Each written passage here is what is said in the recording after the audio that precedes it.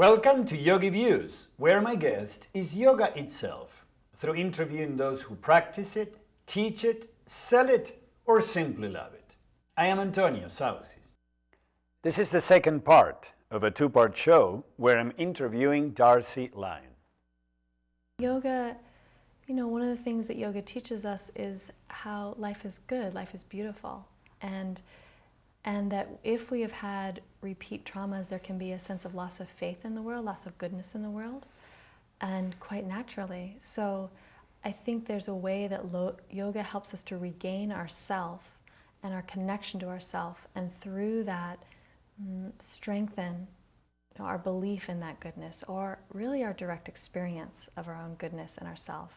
And that's so powerfully healing. It's like it gives you back to yourself. Yeah.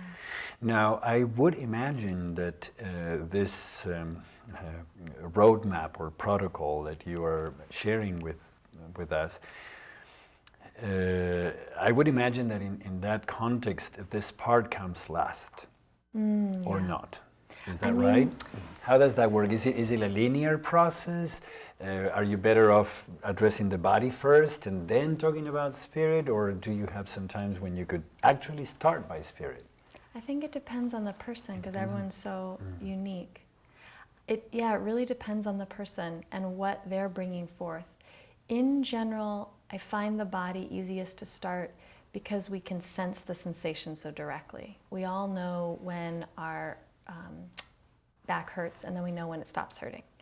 So somatic sensation is usually the most direct, but it would depend on the person.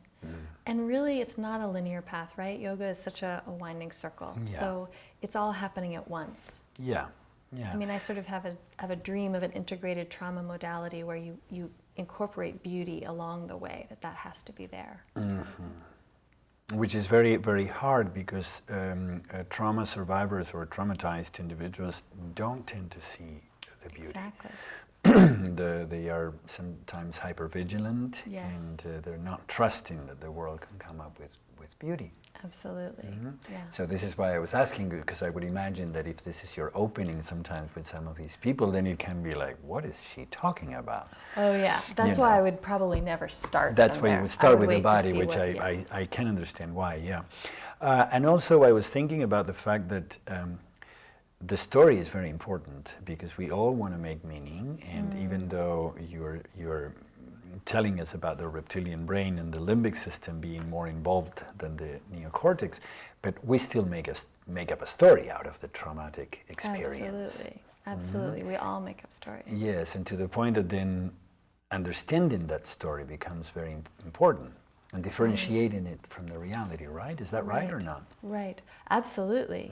Yeah, at some point it's important to integrate the story and work with what our direct experience is. And it depends on how I'm working with clients. So some clients, I work with them body-based work, and they might have a different talk therapist they're seeing, and that they work there. I see. Yeah. With clients where I'm doing both, then we might integrate together, that work with story and also work with body. So yeah, it depends on the person, but absolutely a fundamental part of healing is to be able to make meaning of the experience, and how did that affect me, and what exactly happened? What is the story I tell myself? What is the story I want to tell? How do I need to re-story that experience? Yeah, and yes, I can relate to the fact that you may receive people who are actually in therapy with another therapist, because not a lot of MFTs, if they're not somatic psychotherapists, they will not necessarily include the body. They will not. Exactly. And for something of such high reactivity in the body, this is probably the best avenue. Yeah. Now, you were telling us about retelling the story, which relates to what type of meaning or what type of story we can recreate. But at the same time, this has a correlate in the brain. Right. Because stories are neuronal paths. They are connection between neurons. Yes. And we know now, fortunately, that different from what we thought until now, that the brain, once you have reached a certain level of development, that's it, and it used to be 25 years old, 27, so this was deadly for brain injuries or for brain-induced psychosis or psychological problems. Now, neuroplasticity says that no, that the brain, excuse me, remains active until the moment of our death. Yes. Do you think that yoga is a valid way of activating neuroplasticity? Oh, yes, yes. Like, this is what's so exciting, right? So partially in our practice, we are releasing some scars. We're releasing imprints, positive and negative, that have left from previous experience. So we are off-gassing and releasing. You mean in our yoga practice? In our yoga practice. Yeah. So we are releasing that and working with that. But we're also setting into place sankalpas. We're setting in conscious imprints. And so based on a supportive environment or a loving relationship with a teacher or support and the energy we lay into our own body, all of us can shift the patterns in the body to be ones that are more positive, more life-affirming.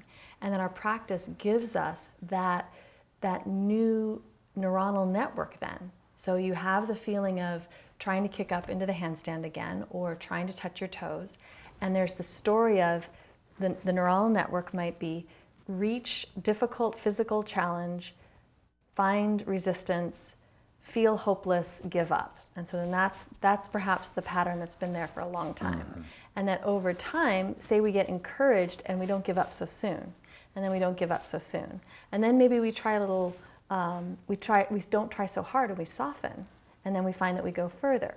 Whatever, the support of the practice changes that neuronal network so that now perhaps we have meet a challenge, soften, find that you can go further, feel joy. So you've literally rewired your brain through the practice. I mean, this is so exciting. Yes. It is very exciting, and I think that science is getting it. Yes. Yes, it's like science is finally catching up to what the sutras were teaching us. Yes, So finally. long ago. And yes. It's a very it's a very good thing. It is like. I'm very happy about that. Yes, very happy. We knew this thousands of years ago. It's just that we didn't. Yeah. Yeah. But but hey. It's great. Science is relatively new. Yes. Yes. Especially psychology. Yes. Very especially. Yeah. So I love it that these two systems, I mean, yoga predates psychology by 1,100, 1,200 years. And it's not that like one is better than the other. We don't need to romanticize. But the two together, these conversations have been having for thousands of years. Yeah. What type of populations do you serve or have you served? Yeah, I work in private practice with a wide range of adults. And then I teach public classes. And then I've also worked in an eating disorders clinic for 1.5 years. And I worked in a hospital setting, did mindfulness groups there. And that was a wide range of populations, from people that were bedridden to people that could get up and move.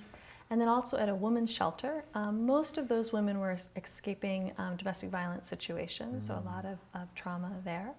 And then for a little while in a drug and alcohol treatment program that was mostly with people coming off the streets. So people that were really struggling with how to find stability in their lives. Yeah, so quite a wide range. Yeah, not necessarily all trauma. I mean, because in a lot of those populations, trauma is very important, but in others it's not so important. Right, exactly. Do you have a preferred type of population out of all these that you've mentioned that you feel more close to? I think right now I'm really enjoying working with adults that have early childhood trauma or trauma that's more recent, and that have a real interest in engaging the body and the heart and the spirit, that are really, adults and looking at how to heal from this and bring in more aliveness and vitality in their life. I have several clients, I'm just really enjoying the work with them. And it's so incredible to witness someone's journey and where they went from and where they're going towards. I just find it very inspiring. Yes. Yeah. And do you feel that any of these populations receive yoga better than others, or have you felt any difference? I think anyone who wants it. In some of the settings it was required, and I definitely noticed that then you're going to get a little bit more resistance. The population still can benefit from it, and yoga might still take them over the way it does. But definitely if it's optional, I think that's better, because then the person is really choosing to experience that. And as we both know, the practice can be challenging. It can bring up a lot. Yes. Yeah. But also, I taught very recently at a women's shelter, domestic violence as well. And once again, I was pleasantly surprised by the fact that the people that need it Yes. practice. Yes. Yes. People that do it because it's nice and it's beautiful and it keeps your body up and you look good and you look young, well, that's one thing. But it's very interesting that perhaps teaching a simple pranayama technique, a simple breathing technique, where you can give people the possibility to say, if you're too hyper, open your left nostril. If you're too down, open your right nostril. Yes. And this is immediate, is real, is personal, they accept it. Yes, it's when we need it, right? Our suffering Yes. teaches us. Yes. Do you teach any regular classes that are not? Yeah. You do? Oh yeah, I largely teach mostly regular classes in San Francisco, and they're just public classes. But see, I'll bring in the psychological elements with them. Yeah, you have to have a balance. Trauma is an intense energy to work with, so yeah. Yes. I love working with just the joy and What's the the delight. threshold? When do you know when to put the foot out off the accelerator? I just have I usually only work with, say, 3 to 4 clients a week, and that and then I have other clients in my private practice as well. Yeah, because it's an intense energy to be around. Yes. Yeah. Yes, it's very interesting. Yeah. We're talking about your work with clients in a setting. Now, my question to you is, do you always disclose yoga and your work with yoga, or do you also have some clients that you don't talk yoga at all, or? Oh, yes. You do? Yes. Oh, yeah, so it depends on what the client comes for. So I only use yoga with maybe half of my clients, so it's what did the person come for? And I do have people that I don't do asana with, that we just might look at mindfulness or bring in the philosophy or bring in awareness. But a lot of my clients might just be talk therapy clients, more classical in that way. Yeah, and that it's just who wants to bring that in. Now, in the populations you've mentioned, do you work with the military, with veterans? I don't. There's a lot of amazing people. No resistance. I just haven't had any clients come into that in that category. But I've certainly looked at, and I'm interested in looking at, say, the VA or those populations. It's a great place to work with. So just haven't yet. No, interesting. It's very, very slow, perhaps, and this was why I was asking you if this was the case, because perhaps a woman's shelter or alcohol addiction clinic would be way more open to including yoga than this more established, institutionalized, organism that perhaps has more, but they certainly need it. Well, and it's really starting to show up in the VA. There's a lot of alternative treatments that are starting to come in. Starting like very in a slowly. few more years, then there'll be more. Yes. Yeah. And we hope that's going to be the case. Do you always, do you also emphasize home practice? Absolutely. I mean, the reality is that many of the people I work with are going to struggle with their home practice. Yes, that's but true. I encourage them for sure. And even if it's just 10 or 15 minutes, it could be a short home practice or online. I have some classes online, and so I might direct them to that, like use that as a way to supplement our work together. Because of course, daily practice is the best. Yes, absolutely. Now, we're talking about the therapeutic application of yoga. And this is, these days, is called yoga therapy. Right, right. Do you consider yourself a yoga therapist? I mean, I'm not an official licensed yoga therapist through the Yoga Therapy Alliance, but I mean, yeah, I'm a yoga therapist. And this is one of the tricky things of this category, right? Because yoga therapy could be someone who works with back pain, could be someone who works with pulled hamstrings, could be someone with scoliosis, or it could be someone who's working with trauma. So there's not a real clear definition of what yoga therapy is yet. And it's a wide umbrella that covers quite a diverse array of people. For now, very wide. Exactly. Hugely wide. I hope that it gets a little more defined in the next upcoming years, just to have a little more frame around it. Yes. Well, and what there is not out there is the scope of work. Yes. And this is extremely dangerous. Yes. Unfortunately. It really is. Like, it's Yeah. one of the reasons I got my master's is because scope of practice, there's a clear container around it. Absolutely. And I just think there's really crazy stuff happening. There is. So maybe you and I will associate, because I'm bringing a course, yoga therapist client contract. Oh. Because we don't have a contract. That's As yoga great. therapists, we don't. And a Right. contract is a very important thing to know the expectations, right? That's great. Now, one of the things that I'm finding in the world of yoga therapy is that not all yoga therapists include the spirit. Okay. Interesting. And they do what one of my mentors, Dr. Ananda Balayogi in India, named yogopathy, or the allopathic use of yoga. Okay. You have a bad knee, do this one and that one 3 times a day, you'll be right. And he's Okay. saying we must stay away from that. What do you think about that? I'm so split, because on one hand, I think whatever gets the yoga to the person, whatever gets them to it, because I trust the potency of the practice to carry it. On the other hand, I think we have to be very mindful that we are taking this practice from another culture, and I don't want to disrespect the cultural context it came for, which it was spiritual practice. There wasn't all agreement in spiritual perspective. It's not a dogma, of course, and there's widely divergent viewpoints about spirit, but that's an inherent part of the practice. So I guess I feel a responsibility as a Westerner who's yet again appropriating this system to really be mindful of the tradition it comes from, and not just split it off as some body-based exercise routine that's devoid of its mindfulness. Yes, because then it loses so much of the richness. Yeah.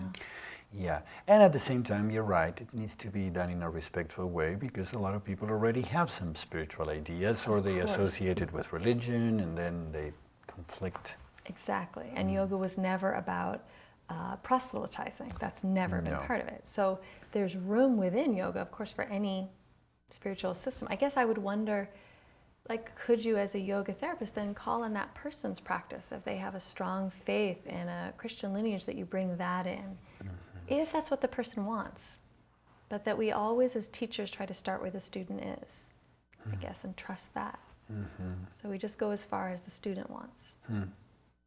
It's a complex can of worms. It's a complex, yeah, it's a complex one. Now, there's another complex situation that I want to take the opportunity, because you're an Anusara trained yoga teacher, or originally certified as well, you were certified.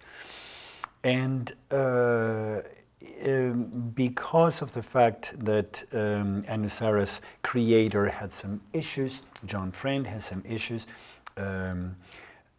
I believe that they resulted, that this is a little bit, for those who are not aware, he behaved in ways, let's say, that are not necessarily yogic, and this created a big upheaval in the community. And I have met a lot of Anusara yoga teachers that I would diagnose as traumatized. Would you agree with that? Absolutely. I think it was one of the most profound experiences of my life. And for many of us to witness, that was my core spiritual practice for 13 years. And for many of us to witness from this feeling of being a strong part of a community and being all together, and that we were this devoted spiritual practice, to it literally exploding in 6 months and melting down. It was one of the most astonishing experiences I've ever had in my life. And yes, there was so much trauma in that. Okay, if I go back to my definition, then it wasn't technically traumatizing because there wasn't life-threatening, but friendships were ripped apart. People lost their homes and their studios because suddenly they could no longer afford it. There were so many people whose trainings, someone that had trained and taught in Anusara for 16 years, its entire lifetime, had helped to create the curriculum, went from having 15 weekends of teaching to 2 in a 3-month period. So people were highly stressed. And then it's such a profound heartbreak. Yes. And so if we were taking you or the community as a client, what would be your suggestion, your yogic suggestion for this community? Well, one, it needed to spur a lot of conversations. So we as a community needed to grow up in a way that there is a way that any dynamic is, this is such a tricky thing to talk about. Any dynamic is co-created. There were the actions that were taken by John. There were actions taken within the community.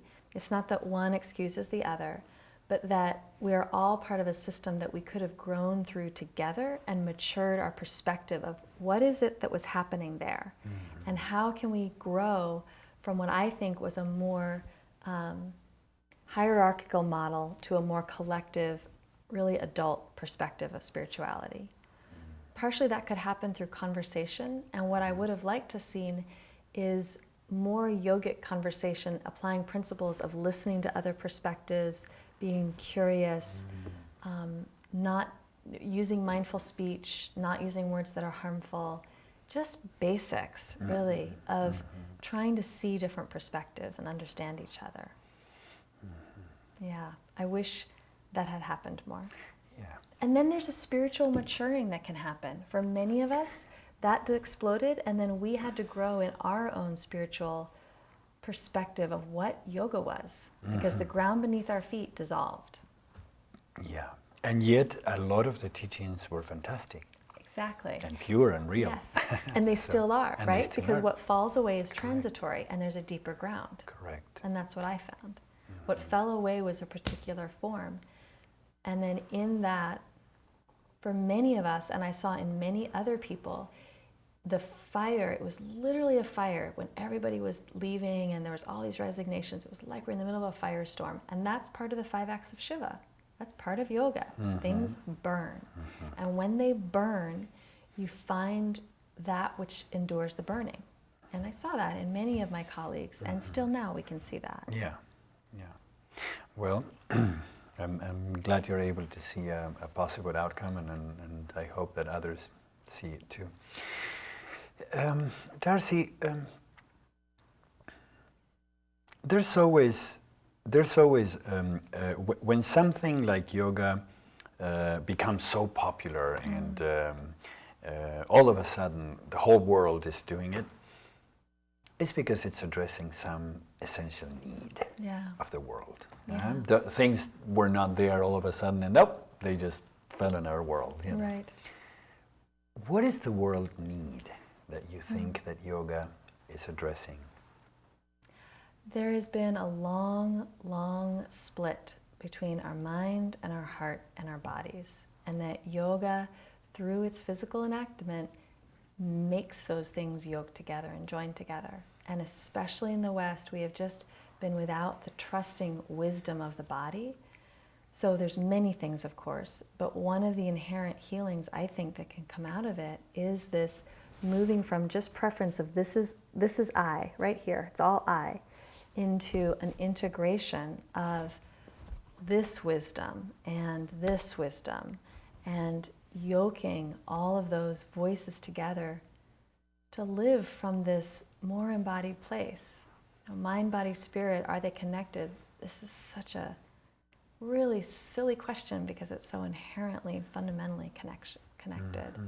So it feels like that is one of the gifts of yoga, that invites us to really embody our essence in an integrated way.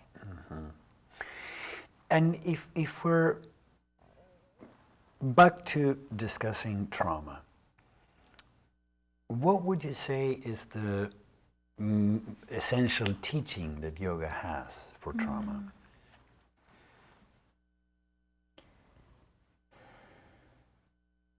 That trauma can be healed.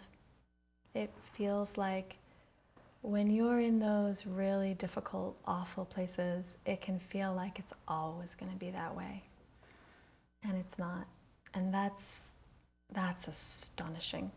For anyone has stood in that black pit of despair or sorrow or loss or suffering or hopelessness, to have a direct, not thought, but a direct experience of the renewal of the heart and body, and that's a miracle. And that's what yoga can offer. Wonderful. Yeah, it's really incredible. Do you have any particular story or tale that you would like to share with us? Either of your professional life or for yoga in general, or both? I think just going off of what I just said, so life offered me just an incredible fire in my own life this year. And just tying back with what I said about my experience with Anusara, it was such a like, oh, here I am in the fire and it's all burning. And it was a powerful experience to notice that both times in the last few years when I've been asked to step in fire, the practices work. If you come back to them, they work. Meditation calls you back to yourself. When everything else is falling away, there is a stable center. And to directly experience that. And then I had the direct experience of what I just said, that going from a place of deep sorrow, and then that the heart renews itself like the cherry blossoms, that the heart is like the tree in the middle of winter that can be in that barren place. And what my yoga practice gave me was, in that moment of like, wow, boy, I am in the darkness, ability to witness that and to just be in it. Here I am, I'm in the darkness, and this is hell. And to just keep walking in the way we have to keep coming to our yoga mat, and that you then know, like, okay, just get up and you put one foot in front of the other, just keep walking. And then the heart is like the tree that we learn everything has its cycle. The green grows back, the cherry blossoms do come. And that we learn that, I learned that from coming to my mat and just really practicing. And the asana, it was the asana that would help me feel better, that sort of dumped off the waves of depression or the sadness I was feeling in mourning. And it helped me find my own power center again. So asana called me back into that strength of the tree, into that strength of my own being. It was, I mean, I know this, I've known this through my lived experiences, and yet it's like, yet again, here it came, and like, okay, right, okay. And that's every time you learn it, maybe your faith grows a little bit stronger in it. Yeah. Well, Darcy, thank you so much. Thank you so much for coming and sharing with us your wisdom and your techniques and your insights into a process that obviously has a lot of personal, has a lot of service, a little bit of everything. It's a rich dialogue. Thank you so much for letting me come. And thank you very much. And I do hope to have you again in the show. Thank you so much. My guest today was Darcy Lyon. She is a certified Anusara Yoga teacher and has a master's degree in Expressive Arts Therapy from CIIS, the California Institute of Integral Studies. She has a vast personal experience in dance as well, and she sees private clients, teaches public classes, workshops, and trainings, bridging Eastern and Western understanding about psychological change and integrative wisdom.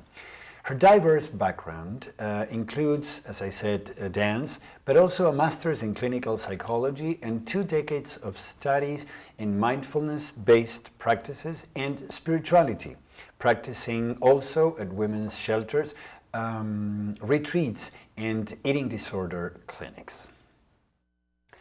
I hope you liked our show today. And if you care to let me know, shoot me an email at antonio@yogiviews.com. I look forward to seeing you the next time.